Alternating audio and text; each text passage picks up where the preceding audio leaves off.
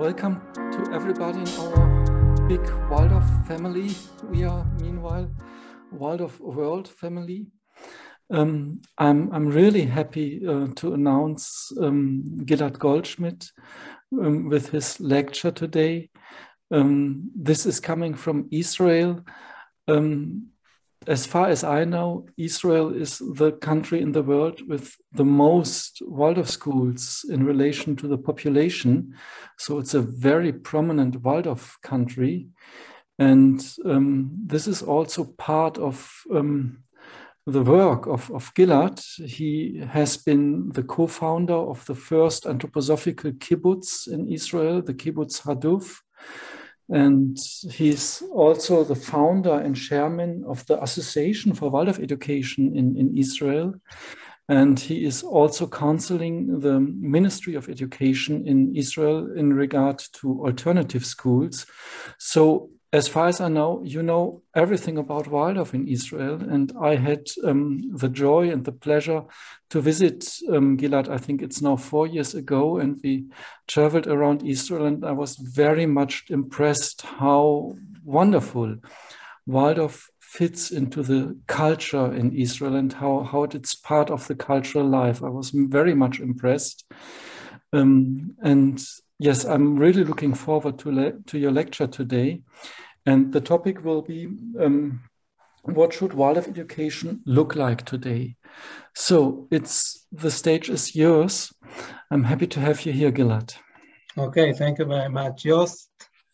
Dear friends, I want to start with two small things that we have, share understanding. First of all, I wouldn't choose to lecture in English, okay? And I will do many mistakes.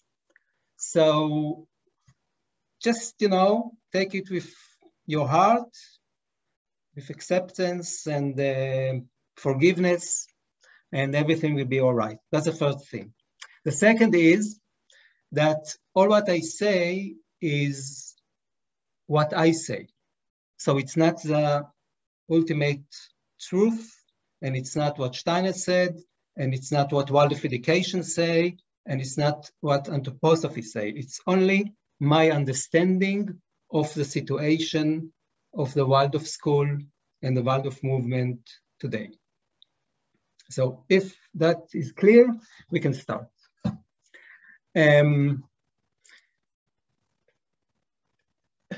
About 114 years ago, Steiner started to lecture about Waldorf education. All these lectures became the book known in English, I think, The Education of the Child in the Light of Anthroposophy. 102 years ago, Steiner founded the first Waldorf school in Stuttgart. And as you know, Steiner died 1925. Yes, 1925. And it's about 96 years ago. So we can say that the last reference from Steiner to Waldorf education is more than 90 years ago. It's a long time. The world changes a lot in this time.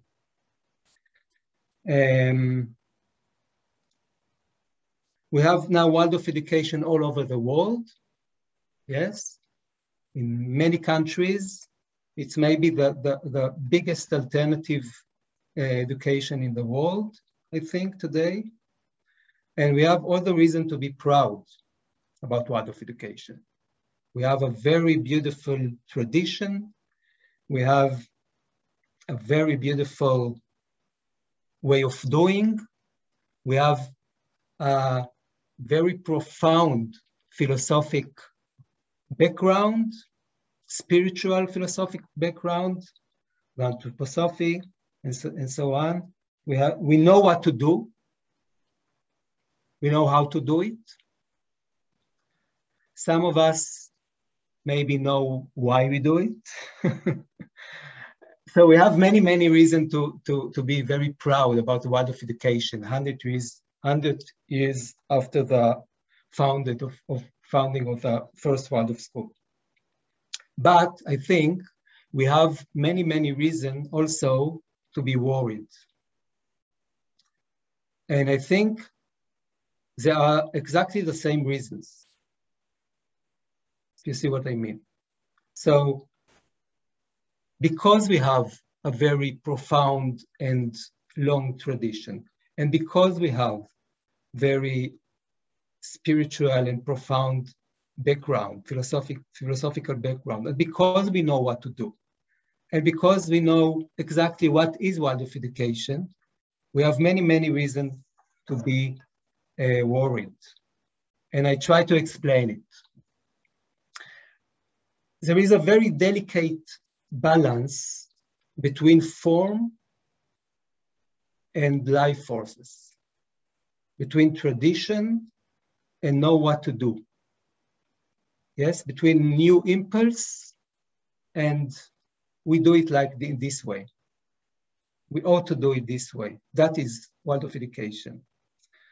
And I think for many years already, I'm in the business already for 40 years, okay? So I think it's many years. For many years, in my eyes, I can see that the weight, the heavy ball, let's say, of the tradition, of the knowing what to do is much more heavier than the new impulse, than the life. Maybe I'll say some word about form and life.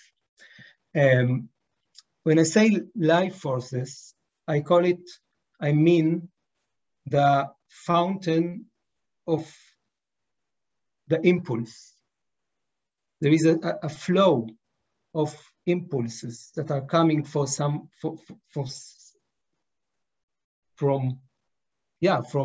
a fountain, from somewhere. And these life forces create actually the education.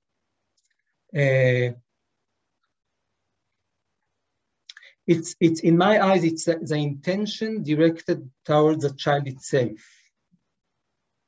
The encounter, the meeting with the child.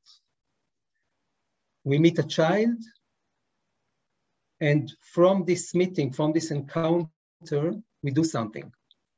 So it's now and here. We're doing something from the meeting, from the interchange between us and the children. That is actually Waldorf education. If we have this, we don't need much more.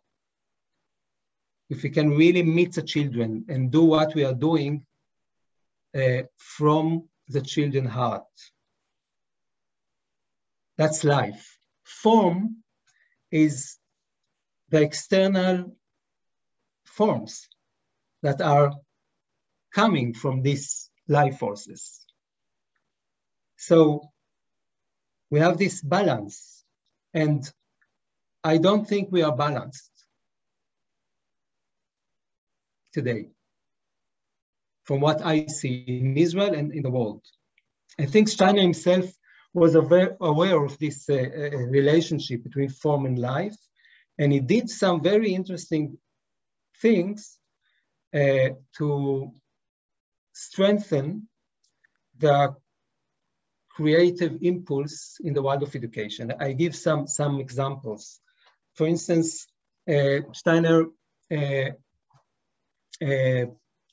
canceled from the beginning on school books. So we have to create our school books. He did a very, very loose curriculum. So we know what to do every year, but it's very loose. We can do many things. So I think in a way, Steiner tried to create an education that really come from the life forces. And the forms are just, external forms, and they can change. And my concern is that we are not changing enough, that we are too much in the form. We are too much in this is how we do it. In a way, it's frozen forms. You know, wooden chairs and tables, pastel colors on the walls, main lesson, big notebooks. Class 3, we do a house. Yes, we are doing some kind of house and so on and so on. So and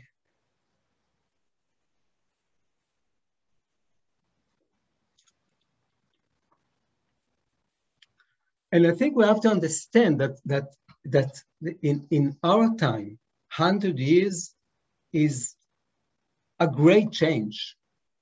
It's not the same air that we are breathing. It's not the same water that we are drinking. It's not the same. We are educating not the same children.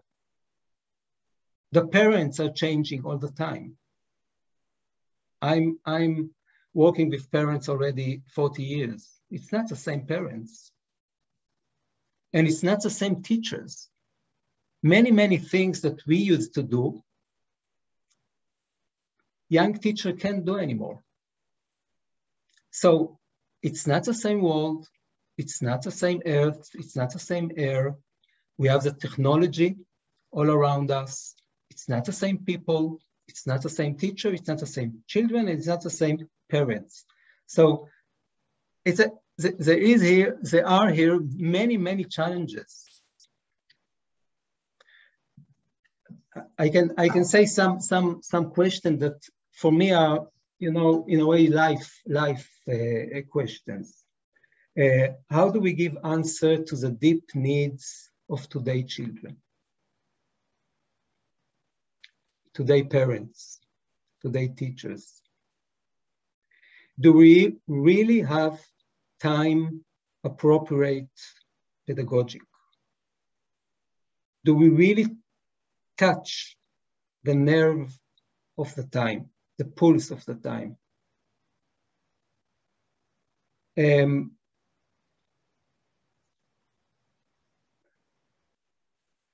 What are we doing with all these screen technologies, media, all the media? It's not the same world. What are we doing with so many children that can't really learn, behave, and develop themselves in such a big groups? All over the world, we have huge groups, 30, 40 children in a class. There's so many children that can't really work, can't really participate, can't really develop themselves in such a big groups. What we are doing with the huge challenge of the ecological crisis around us. So I just touch some of the questions. Yeah, there are many questions, and yes, you see the direction of my concern. I can tell you a small story. Some years ago, I met a 12th grader, and she was 1 year in Australia in an exchange program. And she came back, and I spoke with her, and she said, Gilad, you know what? It's exactly the same. And I asked her, why? What is the same? She said, look, I was in class 3. She will become a teacher. So she was in the upper school, of course. She was in 12th grader, but she went to see the lower school. Yeah, she wanted to see the lower school. So she said, I was in the 3rd class, class 3. And, you know, my 3rd class, she said, my 3rd class was almost 10 years ago. And this class in Australia, 3rd class in Australia, was exactly what we did. The same color on the wall, the same methods, all the same.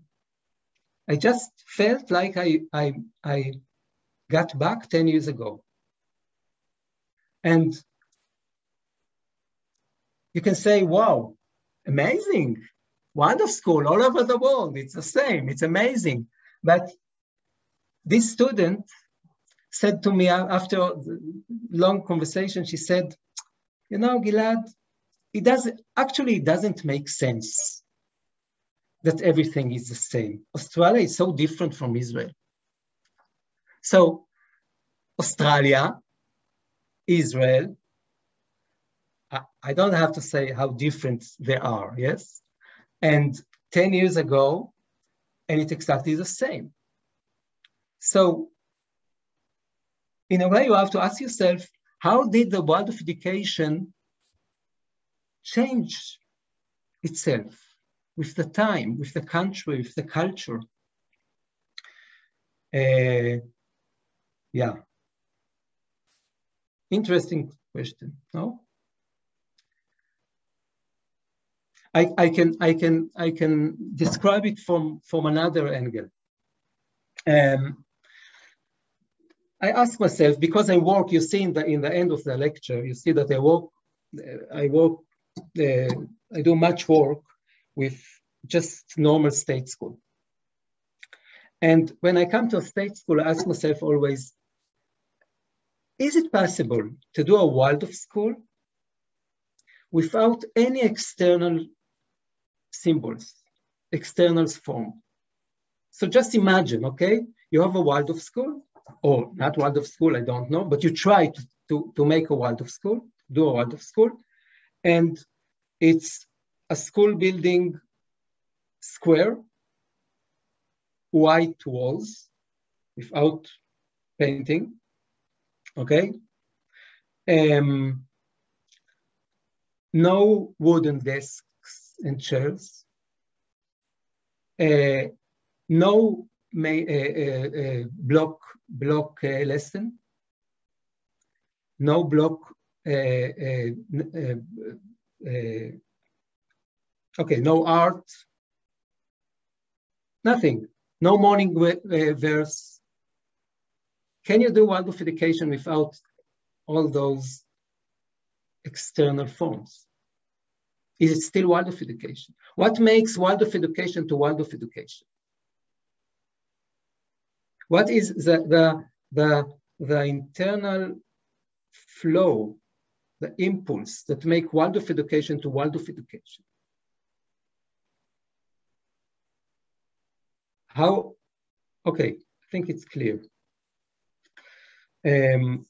So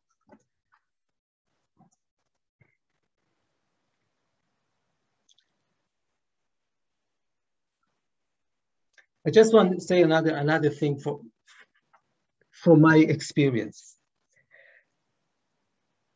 If I have a good lesson, it always comes from a connection, a meeting with the child.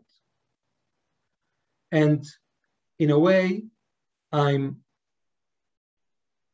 able to work with the child or children and with myself, and there is a meeting.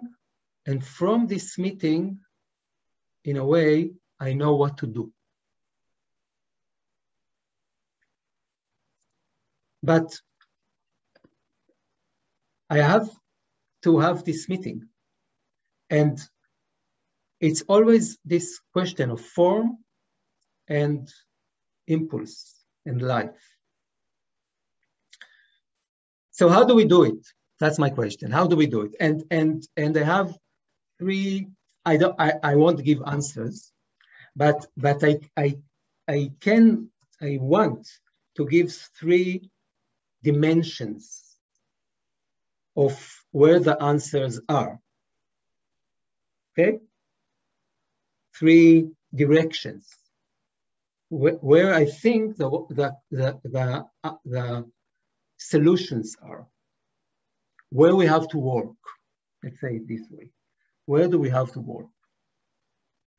The one is esoteric work.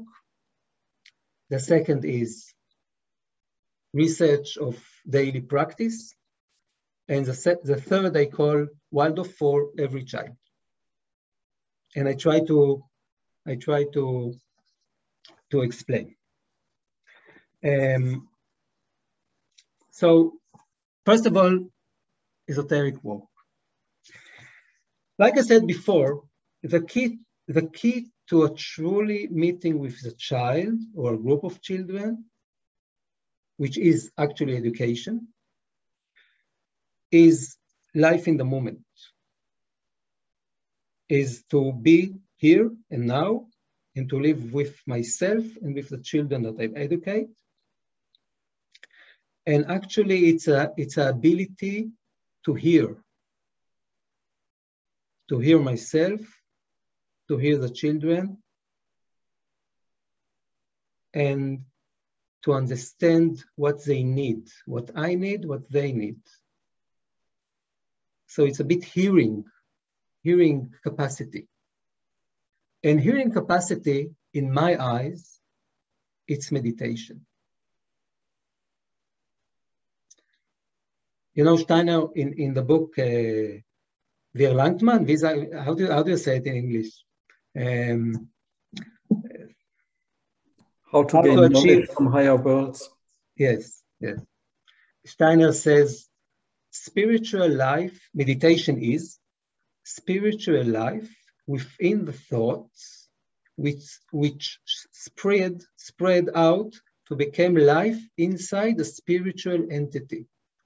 It's exactly that.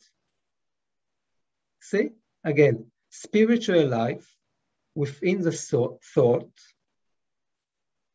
which spread out to become life inside the spiritual entity. Every one of us is spiritual entity. The children are spiritual entity. We are spiritual entity.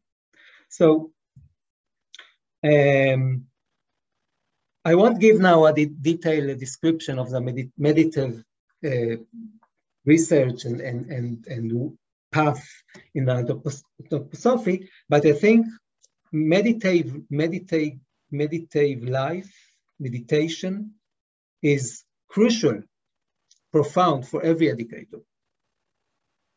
And studying about meditation is very beautiful if you study about it in the teacher training, and if you do some reading in the faculty teachers, it's also very beautiful, but I don't think it's enough.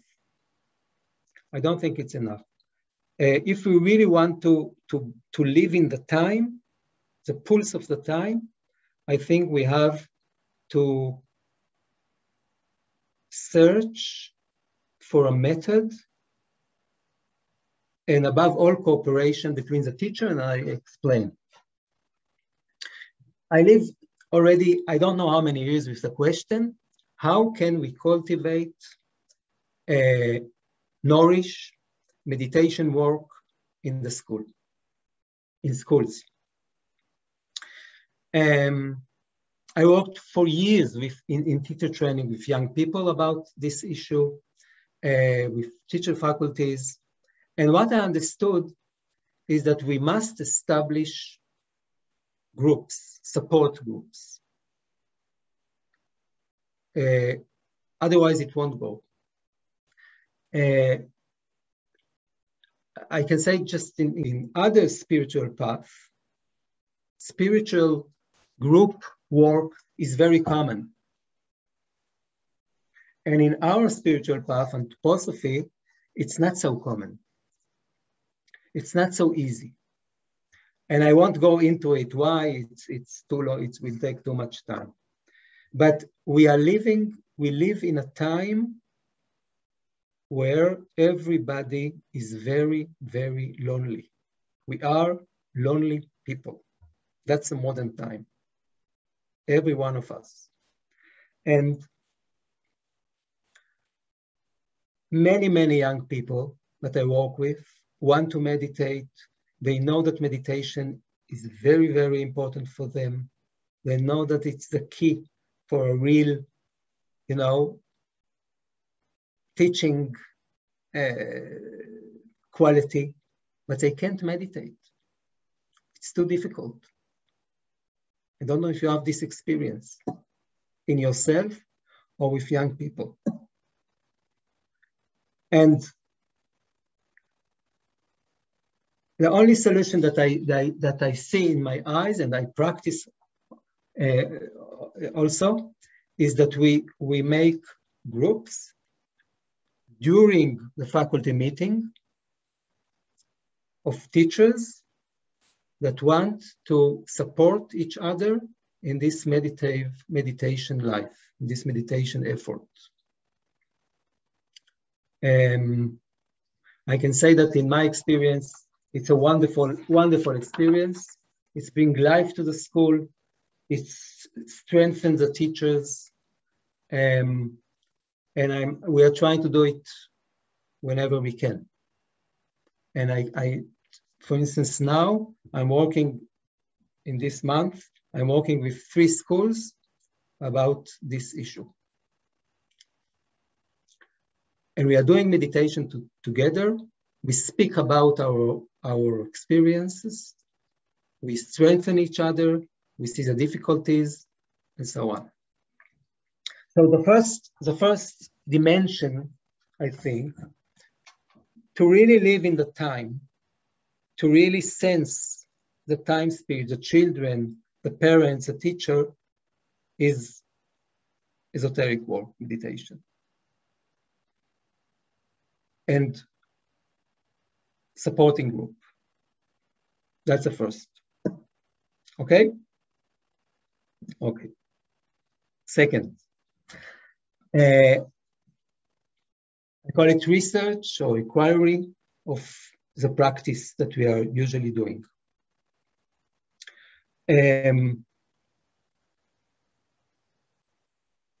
If we want really to live here and now, to meet the reality, to meet the children, to meet the parents, to meet the colleagues, yeah, we must study what we are doing. Our teaching methods, our curriculum, our school, all what a school being include. It's in a way, it's a foundation of all what we can do. We must, in a way, examine, investigate the forms, all the forms that we are doing. You know, on different occasions, Steiner spoke about the Waldorf education, and he said Waldorf education is the right education for the period of the conscious soul, Bewusstseinswelle. So, for many, many years, we have, I think, something like 2,000 or 3,000 years still that the Waldorf education should be appropriate to the time. But I don't think he meant the external things that we are doing. I think he meant the internal things. What are they? Menschenkunde, study of man, anthroposophy, anthroposophical knowledge, observation of the children. Those are things that wouldn't change. But from those things, we have many, many things that we are doing. We are doing this in class 3, this in class 5, this in class 8, and so on. So all these forms should be, we should work on them. Now again, it's almost impossible for a young teacher to inquire what he's doing. We know it. So again, we can't do it alone. Or it's very, very difficult to do it alone. So again, we have to work on it together. And it's a wonderful, wonderful work. It's a wonderful work. We are working on all the aspects of the school day, of the school being. I want to give some examples, okay, from work that we are doing in Israel. the question of daily rhythm. We tried in one school to look at it from the perspective of a child. What a child is going through in one day, in 1 week. What is appropriate in a specific age? What should be the rhythm between lesson and break every day? How many breaks, how many lessons? What is healthy for the children? How many lessons in one day, in every class? In one school, for instance, the teachers came to the conclusion that classes 1, 2, and 3 shouldn't have any breaks. They call it, I don't know how to translate it, but they call it like a continuous day or a flow day rhythm without breaks. So the teacher of the class feels the children, feel the need of the children, feel the mood of the day, and he can navigate the day routine according to the class. So main lesson can be until 10, but it can be also until 11. And a break can be half an hour, but it can be also 20 minutes or 5 minutes. English lesson or Arabic in our country can be long, 10 minutes or longer, maybe an hour. So we have for 8 years old child, we have like a 1 day without breaks, and yes, now we have to go to the class and now we have to go out. See what I mean? 1 day, and the teacher is feel what is appropriate to the children this day. Interesting. Or the question of choice. I thought about it already years. You see, we are developmental pedagogy. So is it really according to the child development, the inner need of the child, that from class 1 to class 12, always the children do what the teacher said? I say, they have no choice. No choice in class 1, no choice in class 3, no choice in class 8, and no choice in class 12. They just do what the teachers always said that they should do.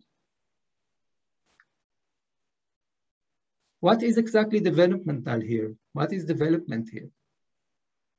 Should the children maybe we involve the children in a way, the students in a certain age. So in one school, we did a long work, a year work about it. And at the end of it, they got to the conclusion that from class 6, the students should have, in some aspects, some themes, some subjects, choice. And it's very, very interesting to see it in the school when I visit there. So class 6, class 7, they have just one subject they can choose, class 11 more, class 12 more. So it's interesting. And the children are much more involved in the school. Or the question of, in another school, the teacher, it was very interesting for the teacher to the question of food, of common meals. So after some months of work, we did in the school like improvised kitchen, and students from all classes are preparing food in this kitchen, and all the classes eat together a common meal at 10 o'clock. Because the teachers thought it's very, very important for the children. And I can give more and more examples. It's very, yeah. for instance, and I saw it already in Europe also, the question of how do we start a day, very, very important. How do we start a day? We start a day with walking around the school or in the forest. We start a school with work, craft. We start a school with art. We start a school with play. Very, very, very, very interesting question. What should the children do at the half an hour or the first hour of the school? You see, I think you see what I mean. We have to make the school, the Waldorf school, a research project. If we won't make the school our school's richest project, we won't live in the time. We still be doing what Steiner or senior teachers after Steiner said, and it's very beautiful, but it's not what we ought to do, in my eyes. Okay, I hope it's clear. You can understand me. I continue. Third aspect, third dimension. I called it Waldorf for every child. That is actually my mission in the world in the next 20 years.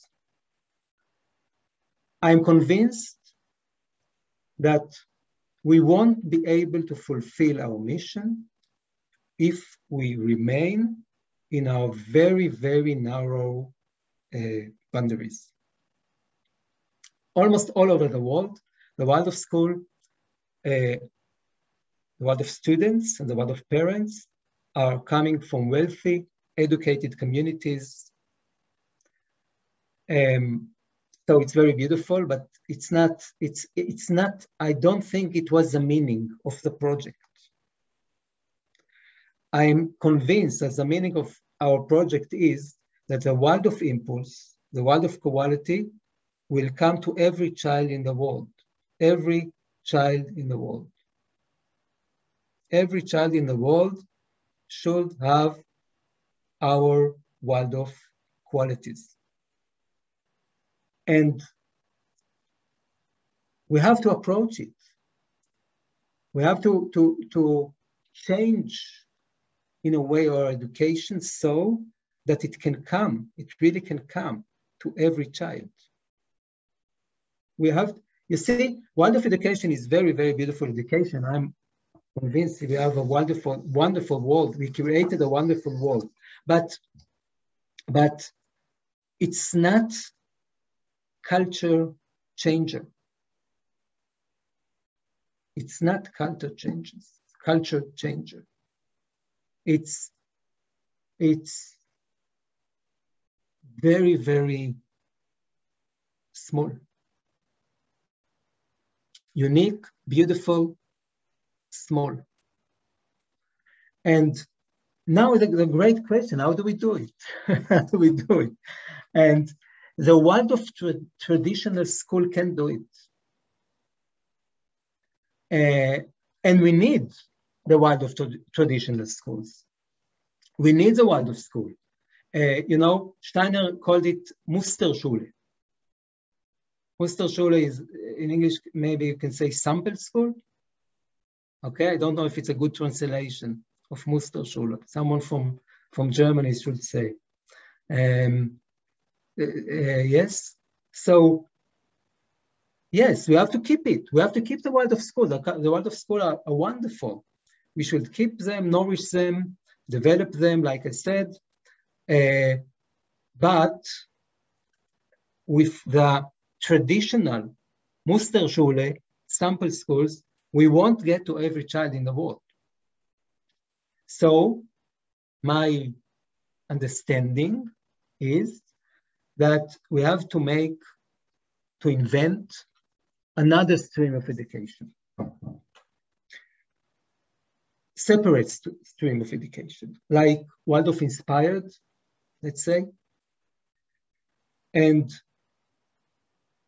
and try to take the Waldorf qualities and make them so that we can transform them. We can come with these qualities to every school, every community, every headmaster. I will give some examples, okay? The artistic impulse of Waldorf education. Artistic activity for every child, every day, okay? Not just in the Waldorf schools, every child, every day. The human connection. The question of human connection, of human meeting. In the beginning of the day, the end of the day, during the day. Movement. Other question of movement. Yeah? Not just sitting, movement. Craft. The emphasis of craft, yes, the question of craft. The method of block lesson, of epochs, yeah? A assessment without comparison. And so on and so on. We have many, many qualities that the children in the world need. And we have, in a way, I say it like a treasure, you know? We have in our hand a treasure. And we can't keep this treasure just to the Waldorf children. We have to see how we transform it, to take it to other children in the world. And in this regard, I want to show you some pictures of the work we are doing in Israel. So I call it Waldorf education. In this slides, I call it Waldorf education in educational system, but it's exactly what I meant. So now we have here just a common state school in a town by Tel Aviv. And this school is using Waldorf methods in the school day. Now, for instance, you see it's a big school. They have 4 or 5 classes in every class 1, class 2, and class 3. And in this, what you see here is that they 8 o'clock, they're going out. Everybody, all the children of the school, we worked very hard with the sports teachers, and all the teachers of the school go out and make Waldorf movements at the beginning of the day. It's the same school, you see? It's just a very ordinary school. They call it, by the way, they call it, we are going out to Waldorf. The children call it, we are going out to Waldorf. And they love it very much. It's the same school. We did there a bakery, like a bakery, like a kitchen. That's not the same school. It's not belong here. That's another school by, it's not so important where, but it's a very, very, the children are coming from very, very low, community. And there we are doing craft, for instance, see? So it's very, very simple stuff. And all the children have twice in a week, they have craft. That's Arabic school. Waldorf Arabic school.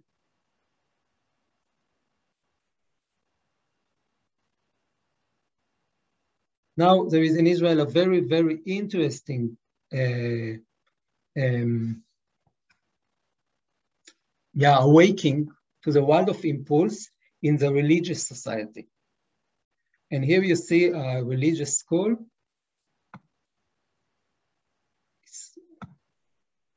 We won't see it all, but some of it. You can see that the children and so on.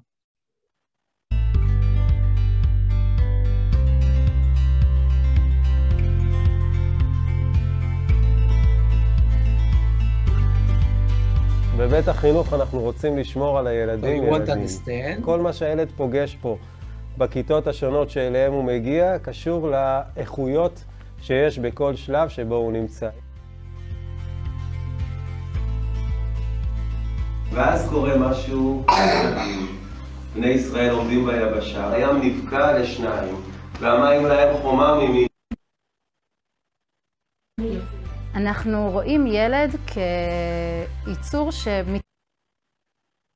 Okay. You see, it's a religious school. Girls and boys are not together from class 1. They are not calling themselves, they don't want to call themselves Waldorf school, but they take the Waldorf qualities, and we have it in Israel in many, many places already. That's another one.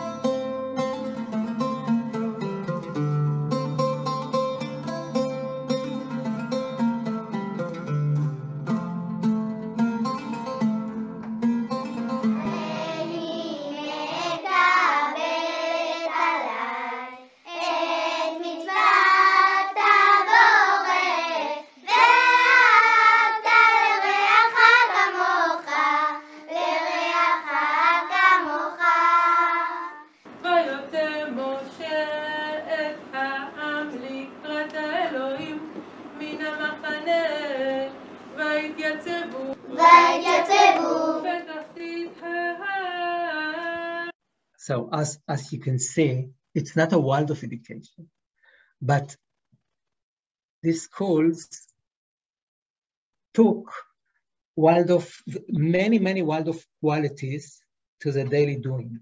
And it's very, very interesting to see how they combine art, human connection, craft, movement, and so on in the daily routine.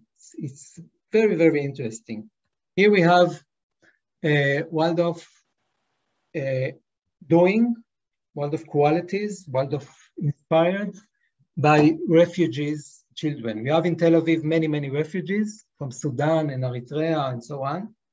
And there are 3 very big schools only for refugees children.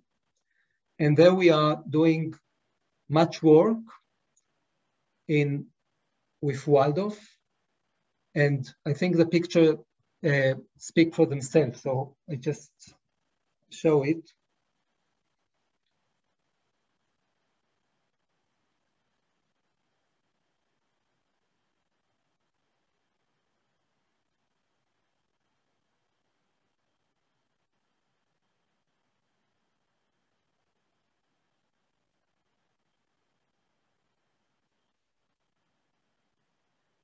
It's the beginning of the day in this school.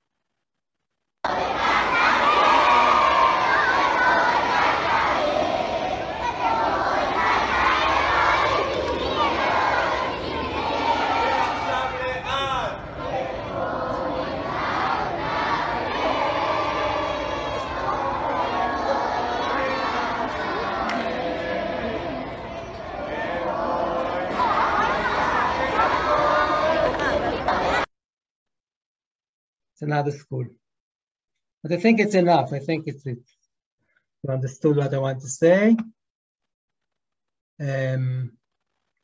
So if in summary, if I conclude, I would say if we really want to be relevant to the time, to the culture, to the children, I think we have to work very hard in these 3 dimensions: esoteric work, research of our daily practice, and Waldorf for every child. Thank you very much. Thank you so much, Gilad. That was very much inspiring. And I can imagine there are a couple of questions which are to be discussed around your lecture. I just want to mention before we start with the question, there has been a bit of a problem last time. There has been mentioned some critics from a participant of the discussion, and there has been an institution named to which the critic was directed. And if we put a video like this with a discussion online, this is always public, and people can't have to live with it. So I would like to ask you, if you say something which is a bit critical, don't name any institution to which you are affiliated, so that this is so we can discuss everything, but there should be not a critic in the internet, and the people who are concerned by it, they cannot answer. We have edited the video from the last discussion now, but we became aware that we have to be careful, because it's very much public once the video is in the open. Of course, we can edit the whole discussion so that it's not in the video, but I think it's worthwhile to have the discussion too in the video. So please, all participants, be a bit thinking about the public effect of what you are saying. Just to say that, but I don't want to regulate the discussion, so to speak. So I'm really happy to get your questions. And is it all right for you, Gilad, if I put the question to you, reading them from the chat? Yes, no problem. Okay. There has been some questions in the beginning of your lecture already. Maybe the people who have put it can put it again. So Sven, maybe you can put it yourself, the question. Hello, Gilad.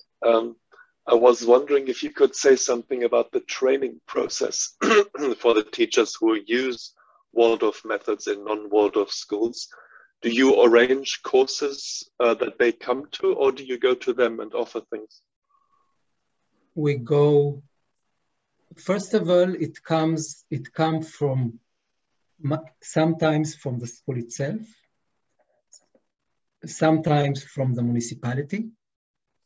We are working with municipalities, sometimes from the teachers, some teachers, sometimes from the parents. So it's not always the same.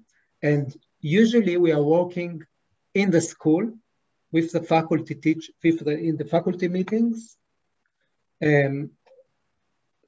I don't know if you know that all the Waldorf school, all the Waldorf movement in Israel is acknowledged by the Ministry of Education. So the Waldorf school are also state school, and there is a form of in-service training for the schools in Israel, and we are in it. So I can go to every school. If the school want me, I can go to every school and work with the teacher faculty. And that's the first thing. And then after some months or a year, if we see that it goes, we have a mentor from the Waldorf movement. We are working like a team, and we are going to the school, and we are introducing the Waldorf education to the teachers. Sometimes it's a 1 day in a week, sometimes 2 days in the week, but But it's very, very, very, very, it's not always the same. For instance, the religious school don't want so much that we are come to them, because, we are anthroposophy, it's like a bit Christian, and so there is a bit, sensitivity there. Yeah. So it's depends on the school. Is that answered, Sven? Yes, thank you. Okay. Stacy asks, what do you mean by esoteric, Gilad? Or what I said about meditation.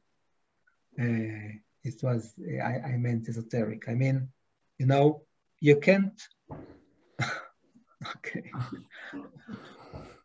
You can't work to the outer world without work to the inner world. The outer world work is exoteric. The inner work towards yourself is esoteric. And you have to have these both movements. In a way, if you go inside yourself, and as much as you go inside yourself, you can work also in the outer world. So in my eyes, esoteric work is meditation, knowing yourself, development of yourself, and so on. And as much as you develop yourself, you can work outwardly. I hope it's clear.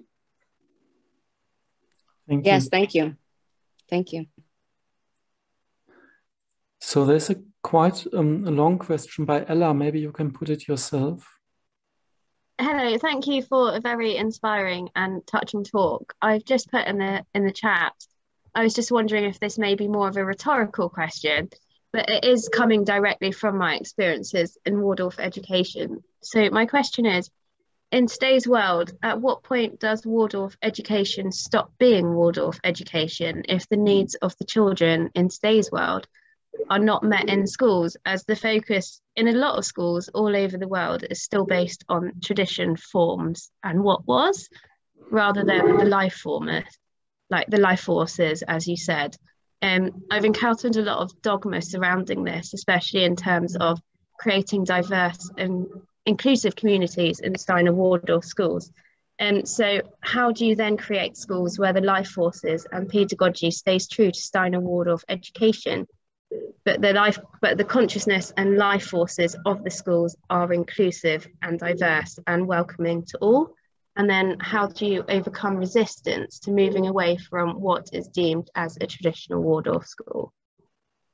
Was it a question to me? Yes, I think it was a question to you and to everyone and myself as well. Okay, so I think it's more rhetoric question, but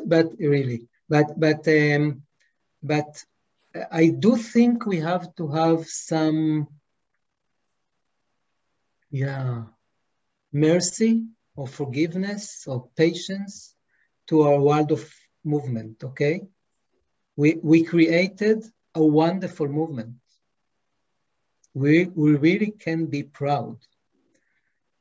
Okay, that's one step. Now it's anew, the young teachers that are here, it's anew to invent again from the same source, the Waldorf education of the future. So it's not of us.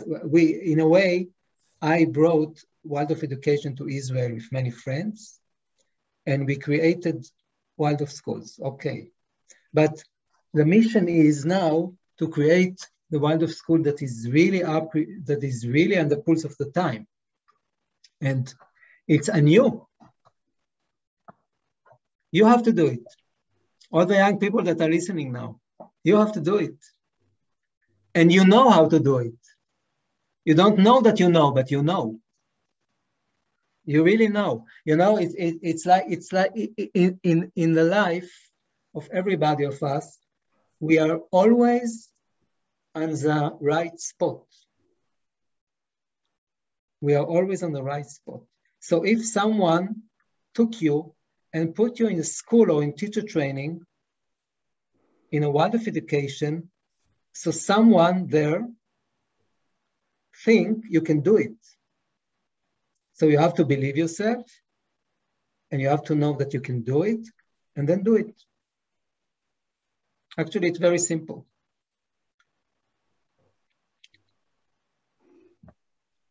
Okay. I hope it was it was a bit esoteric, I know, but you know. But people like it, what you say. Okay. Magda says, I like that you don't know that you know, but you know. Yes. So Thilo, can you put, there are two aspects you want to mention. Can you put it yourself? Well, first of all, thank you very much. I was really excited about your lecture, and yeah, I when it comes to Israel, I'm always interested on the Israeli perspective on the passages in Steiner's work where he talks about Jewish life and Jewish people, and Joost always told us at the Alanus school that in Israel the Waldorf education is very big and very strong, and I was always wondering how your opinion is about the anti-Semitic parts of Steiner's work. That's my first question. Wow, we have to have another lecture about it. I can't refer to it in 2 minutes. I'm sorry. Okay. And the other question was why these, you were talking about the religious schools, yeah, and that they don't call themselves Waldorf schools. And I was wondering about it. Why is that? Yeah. It's the first question. The second question, you have the answer in the first question. Yeah, okay. That was my, I thought so, but I wasn't sure. Look, the Waldorf education is very successful in Israel, but like I said before, in the Arabic sector, we have no problem. And in the Druze sector, we have no problem. But in the religious sector, it's not so easy, because they are very smart people and they know that anthroposophy has Christian roots. And the rabbis, you know what rabbis are, yes? Yes. Okay, the rabbis don't like it. So there are Waldorf-inspired school where I can't come in. I can't come in. They won't let me. I work with them. We chat. We have telephone conversation, but I can't come into the school. So it's a bit delicate, the whole thing. Yeah. Okay. Claire asks, I'm interested in what the new teachers cannot teach today, what teachers back in the days could teach. Maybe in the chat? Yeah, it's in the chat. Maybe you can put it yourself, Claire Rambe. Yeah. Can you... Yeah, hello. Yeah, you mentioned earlier that teachers back in the days could teach some things that new teachers nowadays cannot teach. Yeah. That aspect really put me into thinking what, because I study childhood education and I want to be a teacher myself, so that's I was very interested in that aspect that you mentioned. Okay, let's start from the very simple things. Okay, when I came to teach in the Waldorf education 40 years ago, it was obvious for me that it's my life project. That is what I'm doing. I had children, I had wife, I had Arduf community, but that is the project of my life. And it was obvious for me that I'm taking now class 1 and I go with them until class 8. Of course. Now you have young teachers in Israel. I don't know if it's in Germany like this or in England, but you have young teachers, they don't want to take so many years classes. They have family. They don't want this commitment. For instance, just this, yeah? They want to do 2 years, 3 years, okay. But, or young teachers young people, students, that it's too heavy. To take a class is too heavy for me. I can do it, but not alone. Okay. So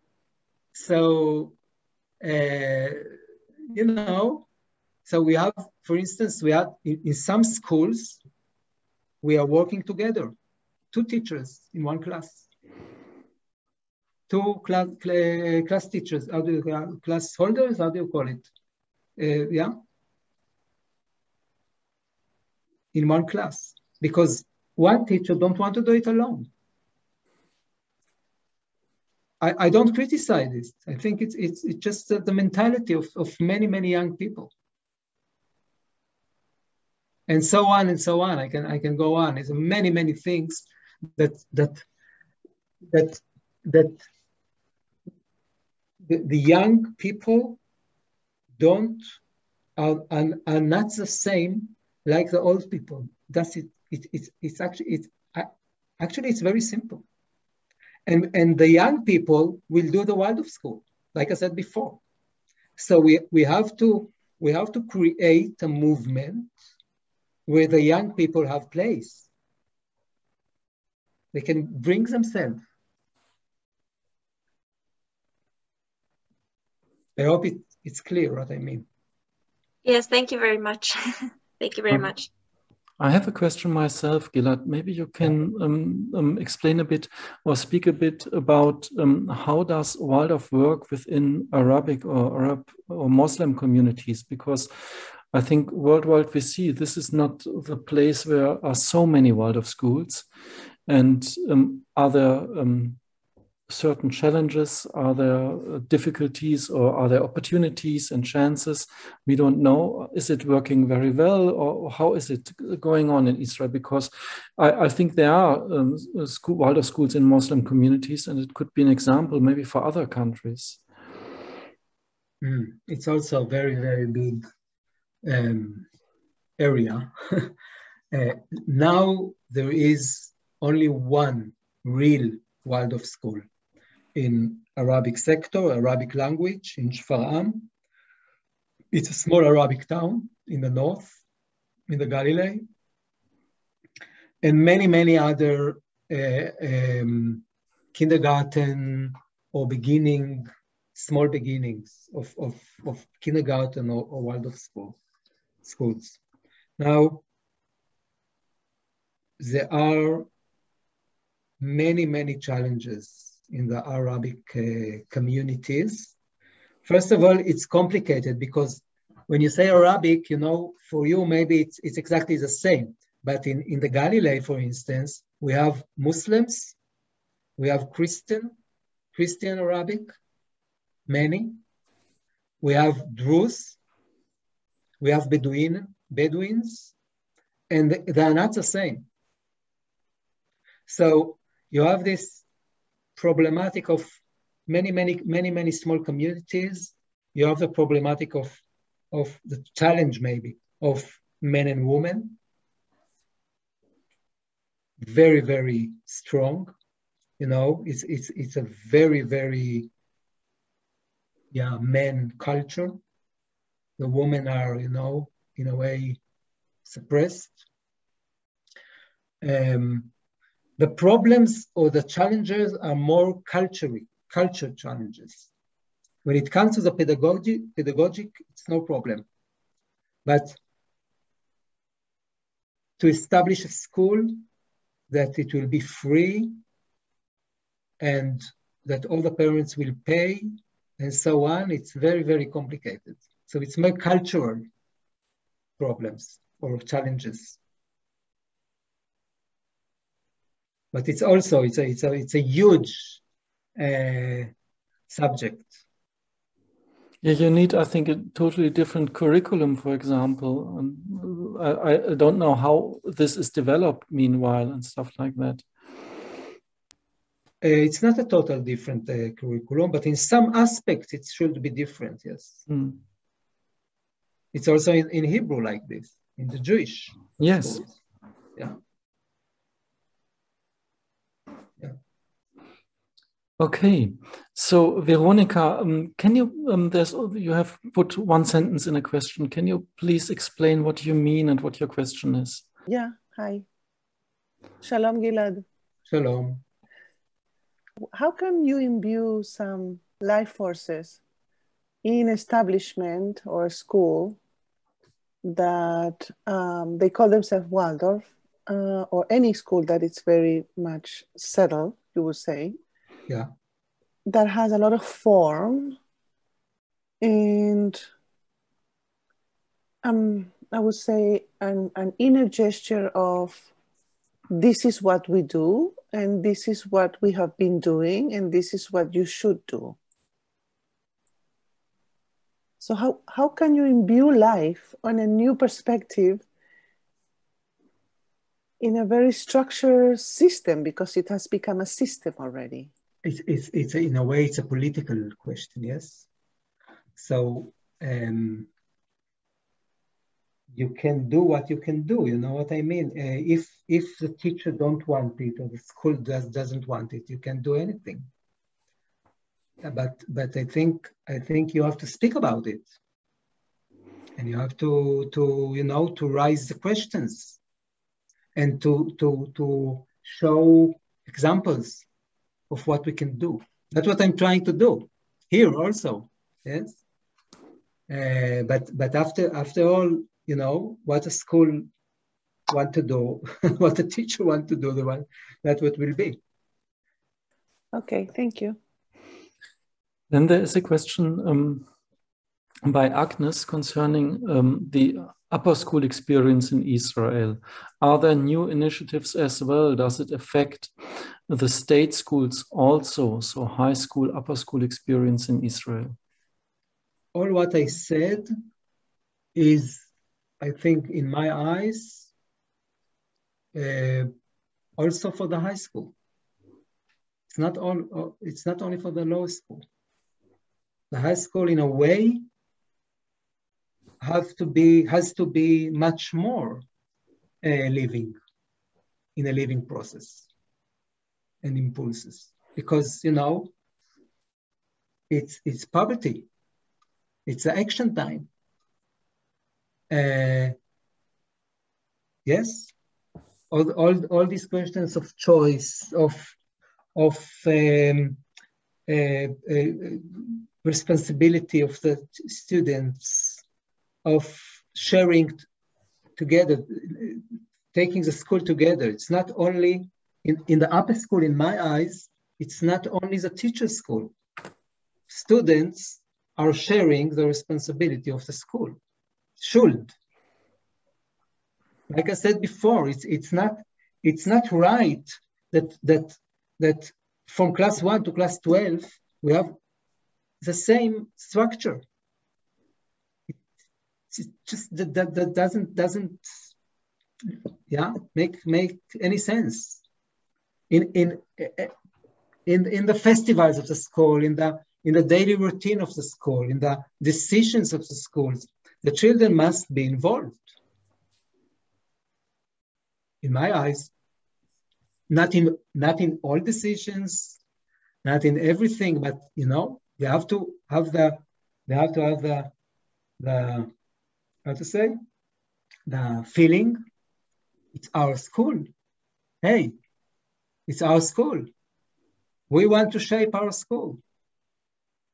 You don't want it. You don't want this that 7 years old will have this student will have this feeling. She comes to the school and it's okay, you know, she's doing what the teacher said. But when she's 17, it's her school. She has a responsibility. She has to do something for the school. She has to take part of it. In my eyes, it's not exactly like democratic school, and I won't go into it because I know very good democratic school in Israel. It's also very, very established. But in a way, this quality has to be there. So all what I said, in my eyes, is for the lower school and for the upper school. there's a question by Vera. Maybe you can put it yourself, Vera. Yes, when I hear you talking, I'm wondering, should we invest our energy in changing what we build up in 100 years, or should we use our energy to build the new stream, what you're talking about? I'm feeling like losing a lot of energy in trying to change the old. Wow, that's a very good question. Thank you very much.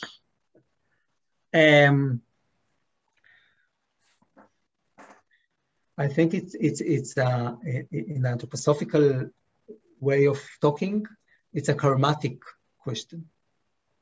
So in our movement in Israel, I can only say that in our movement in Israel, it's very, very clear who is working with me and the Waldorf to every child, and who is working on the establishment of a real Waldorf school. It's very, very clear. And I have friends that we are discussing it for years already. And they say to me, Gilad, you have to take all your energy and change the Waldorf school. It's much more important. And I said, no, it's much more important to come to every child. And so you see, it's an impulse. It's a will power. It's an impulse. And you have to go with your impulse. We are old enough to know what our impulses are, no? You have to go with your impulse, where your heart is. Yes? And then you see that the teachers in our movement, in the Israeli movement, it's very, very clear. We have a bunch of teachers that the mission that they see for their eyes is to go out. And we have teachers that try to go in. Is it clear, Vera? Yes, it's clear to me, and I'm wondering how it is in Holland, where I live. Uh-huh. I guess the new impulse is so tiny. So I wondered that there was a stream like in your country, that there's a choice, go in the new one or try to freshen up the old stream. But in fact, there's no choice yet. Mm. So maybe we should start it. There is a question by Gillian, and I would like to refer to it because what you addressed in your lecture was the question how to do Waldorf in a state school. And then you mentioned maybe there is no art or something like that, and you have a totally different surrounding and so on. And then the question by Gillian is, for me too, it's how can it work? It's a challenge to do Waldorf in a state school where there is not maybe the ground for it. And I'm totally in favor of that idea myself. But in Germany, we have, for example, we have an example where it failed totally. It couldn't be developed, even though that has been started with much of enthusiasm. So if you said something, this belongs to Waldorf, this belongs to Waldorf, especially the arts, that's the question by Gillian. How can you do Waldorf in a setting where there is almost no Waldorf ground, so to speak, especially the question of the arts? No, but I think there is here a misunderstanding. The Waldorf schools in Israel have arts and have usually very beautiful surroundings. What I meant is that we have to bring the art to the state schools. And I'm not bringing the art to the state schools because I want to transform them to a Waldorf school. I don't want to transform them to a Waldorf school. I want to bring art to them, to the state school. It's something totally different, if you see what I mean. Is it clear? Okay? I want that every child will have drawing and sculpturing and craft and singing and music in a state school. It won't be a Waldorf school, but it will have art every day. In 3 or 4 schools where I work in state school, they have already every day art. If you see it from the perspective of a child, okay? A child in class 3 have on Sunday, singing, Monday, drawing, and so on. It's amazing. It's amazing. It's a revolution. You have to see it as a revolution. You know what it is? It can change all the life of the children. Instead of, you know, I don't know how is it in Holland or in Germany or in England or in the US, but in Israel, they have 1 lesson in a week of art, the state school. 1 lesson in a week. It's crazy. So we want to change the life of the children. So I'm not bringing art to a state school in the purpose of reforming them to a Waldorf school. I don't want to reform them. I want that they will stay state school, but they will have art. They will have movement. They will have craft, and so on. Yes, thank you. Yes. Yeah.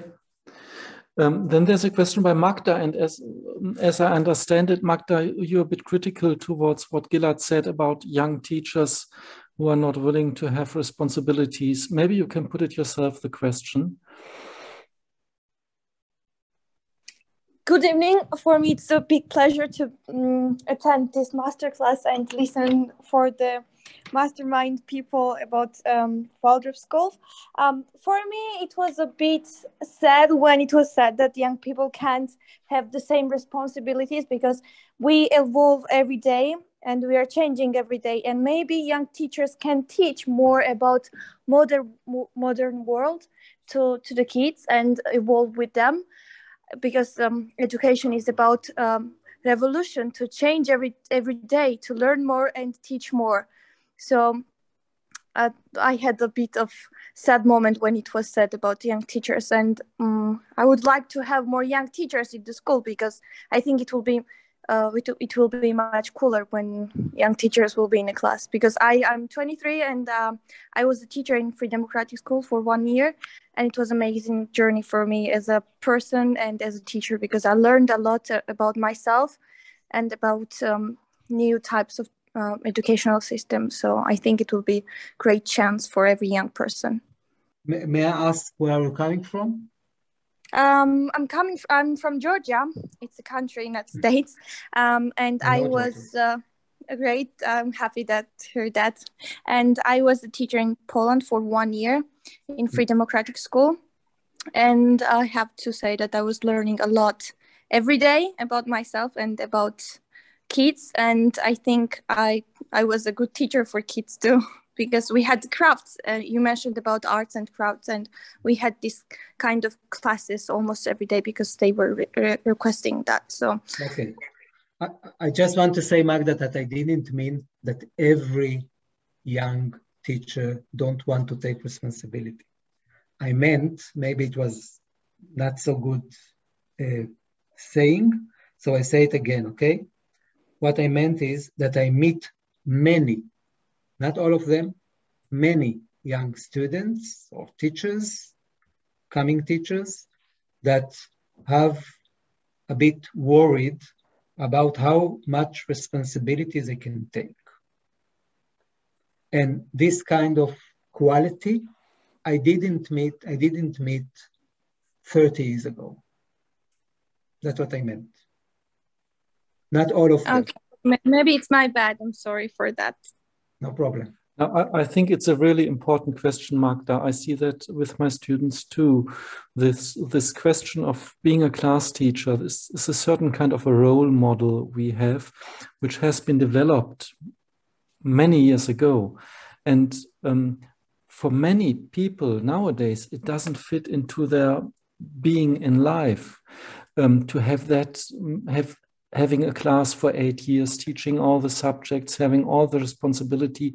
So it is a huge, and it's a big step. And it's for, I think for students, it's always a decision to do that. And there are, as Gilad said, maybe there are students who want to do that just this way, but others, they hesitate and they see it's too much for their responsibility.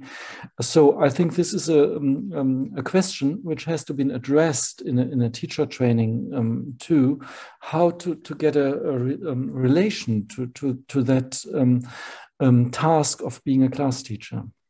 Thank you. Thank you so much. Yes, we have reached the end of our time. There is one nice summary of your lecture, a short one by Christoph, but it's very nice written. You can read it in the chat. Everything you said is put in the chat in small sentences. Thank you so much for that, Christoph. But we have to end here. And I would like to announce, thank you so much, Gilad, for this lecture and all the aspects you gave us. That was really wonderful. And I think my pleasure. My idea would be, we have to when we do a new series of lecture, maybe that last question you put, Waldorf for every child. This is really the challenge of our day. We got it from the lecture by Ida. And this is something we are facing, that question. How can we create Waldorf for every child in every culture, maybe to add that, so that we have a diverse Waldorf world, so to speak. And this is something that could be maybe a topic for the next series of lecture we are starting to do next year in 2022 in autumn. But I think that there are many points in your lecture which are worthwhile to do a follow-up on. Thank you so much. The next lecture will be given by Douglas Gervin next week, from Douglas from Amherst in the US. And the topic will be very specific, the question of adolescent development and the Waldorf high school experience. And Douglas is an expert in that field, and I'm very happy to have you here. I'm happy you joined all the lectures so far, Douglas, and looking forward to your talk next week. Thank you so much. Same here. And for all of you, have a good day, have a good night, and I'm happy to see you again next week. Goodbye. Goodbye. Thank you, Gilad. Thank you. Bye-bye. Bye. Thank you. Thank you. Yeah. Bye. Thank you. No.